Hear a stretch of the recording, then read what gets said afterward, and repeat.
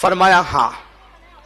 تو چونکہ حضرت خدیجۃ الکبریٰ ایک پڑھے لکھے گھرانے کی خاتون تھی، آپ کے چچا کا بیٹا حضرت ورقہ بن نوفل یہ بہت بڑے عالم تھے، تو آپ کو بہت سا علم تھا، فرشتوں کے متعلق، انبیاء کے متعلق آپ جانتی تھی.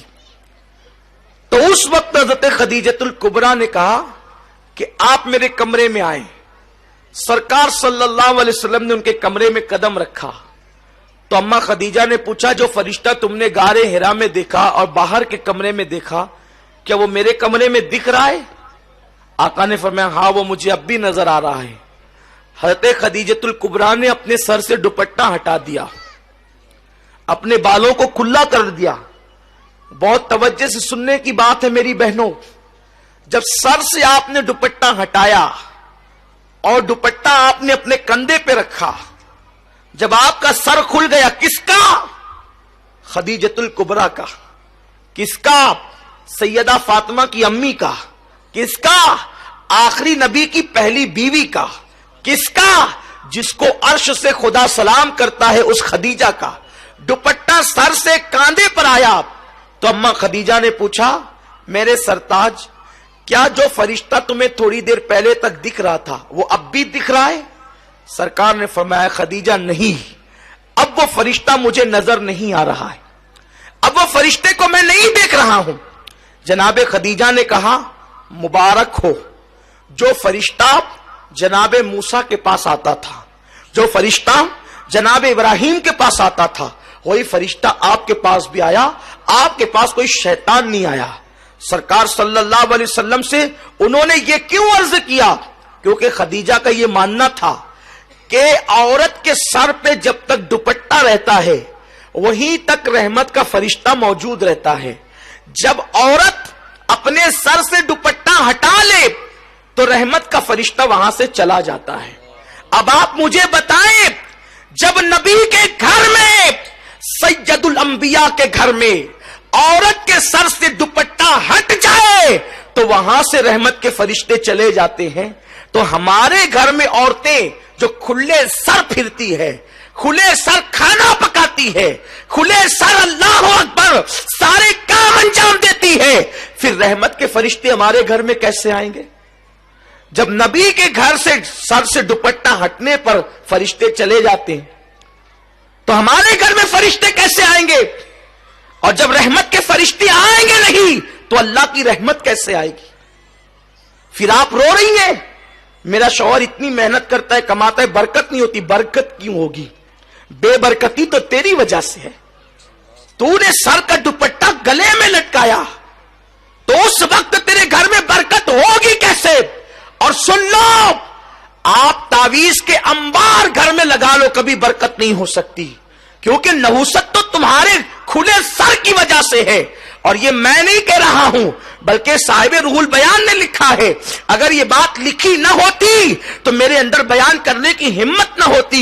نبی کی موجودگی میں عورت کے سر سے دوپٹہ ہٹے تو وہاں سے رحمت کے فرشتے چلے جاتے ہیں.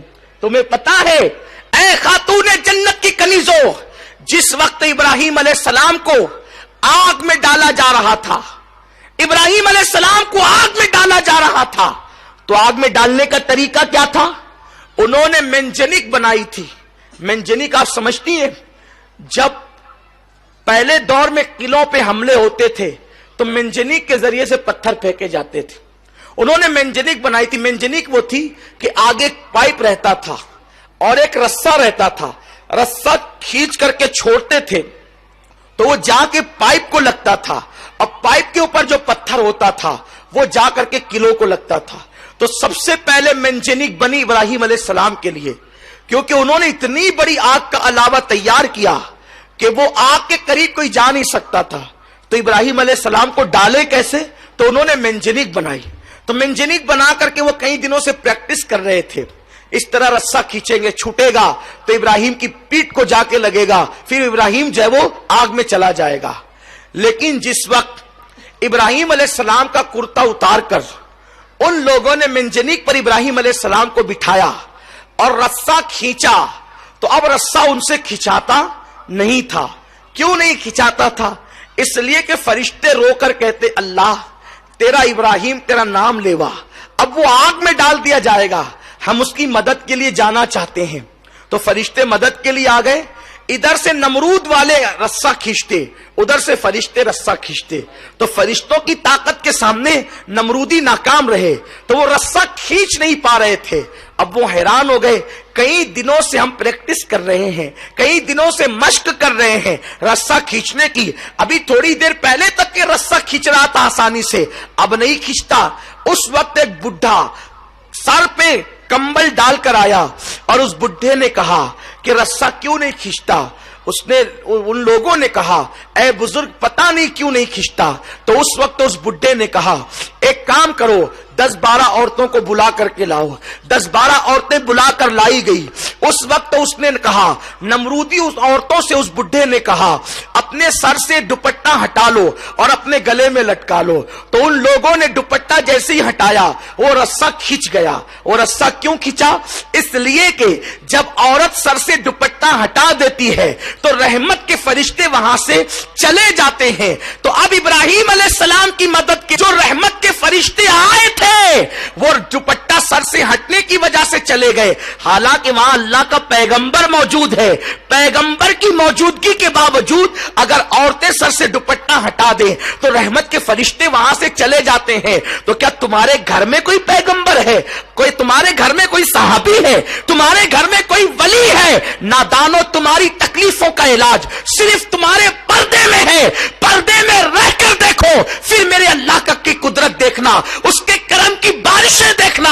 سنو اللہ اکبر، جن کے گھروں میں برکتوں کا نزول ہوا، جن کے گھر سے کائنات کو خیرات ملی، جن کے گھر سے ولایت تقسیم ہوئی، جن کے گھر سے امامت تقسیم ہوئی، جن کے گھر سے نعمتیں تقسیم ہوئی، وہ گھر سیدہ فاطمہ الزہرا کا گھر ہے۔ سیدہ فاطمہ کی زندگی دیکھ لو۔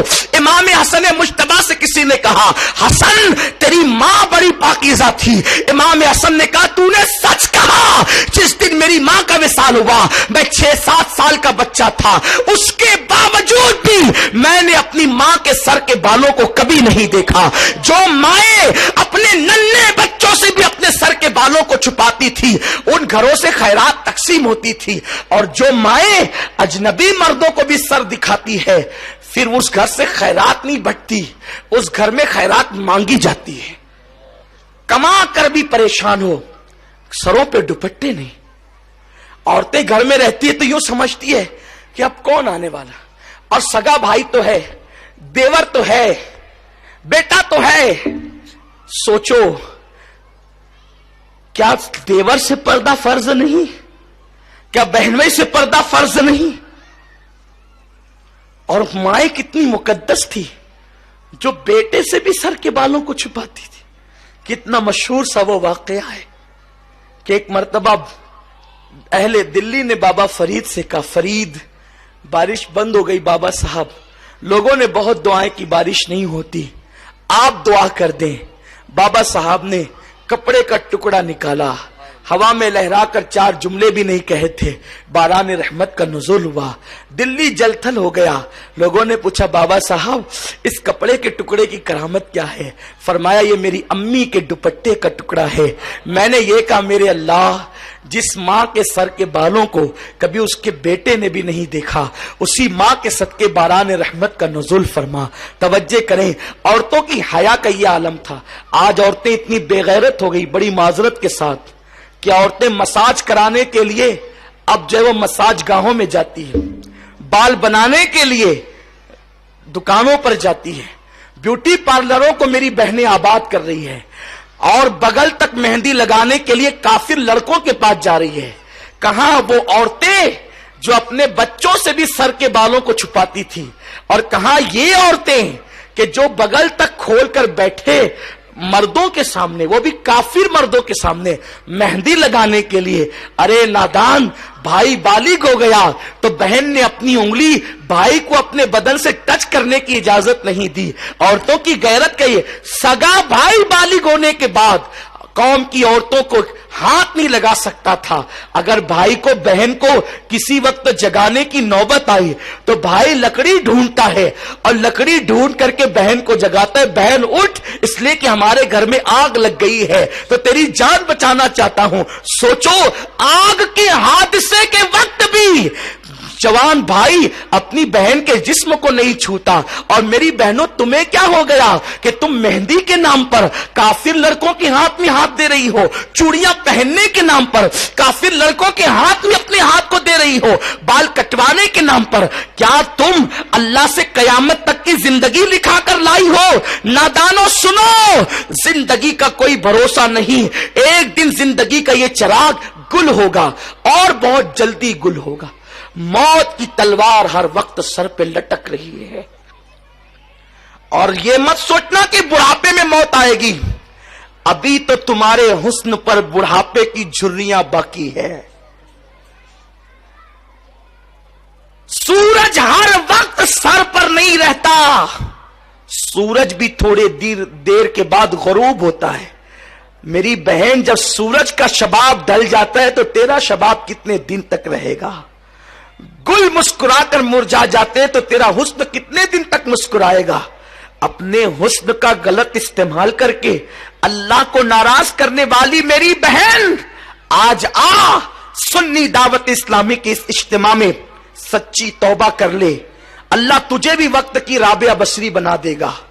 आप सच्ची तौबा कर ले, अल्लाह तुझे भी नफीसा मिस्री बना देगा। आ सच्ची तौबा कर ले, अल्लाह तुझे भी अपने वक्त की उम्मुल जब्बार बना देगा। आ सच्ची तौबा कर ले, अल्लाह तुझे अपने वक्त की उम्मुल खैर बना देगा। आ सच्ची तौबा कर ले, अल्लाह तुझे अपने वक्त की उम्मुल वरा बना देगा। आ सच्ची तौबा कर ले, तू भी सैयदा ज़ैनब की कलेश बन जाएगी। सकीना तेरी जिंदगी पर नाज करेगी, सैयदा फातिमा को तुझ पर नाज होगा। आ सच्ची तौबा कर ले, ये दुनिया जी लगाने की जगह नहीं, ये दुनिया खत्म होगी, बहुत जल्द खत्म होगी। तूने अपनी मां का जनाजा उठते देखा, अपनी दादी का जनाजा उठते देखा, अपनी नानी का जनाजा उठते देखा, तूने कितनी औरतों का जनाजा उठते देखा, अपनी पड़ोसनों का जनाजा उठते देखा। मेरी बहन का तू इबरत हासिल नहीं करती, एक दिन तेरा भी जनाजा उठेगा, एक दिन तेरा भी जनाजा उठेगा और तेरे साथ कोई न जाएगा, न तेरा शौहर, न तेरे बच्चे, न तेरी सहेली, न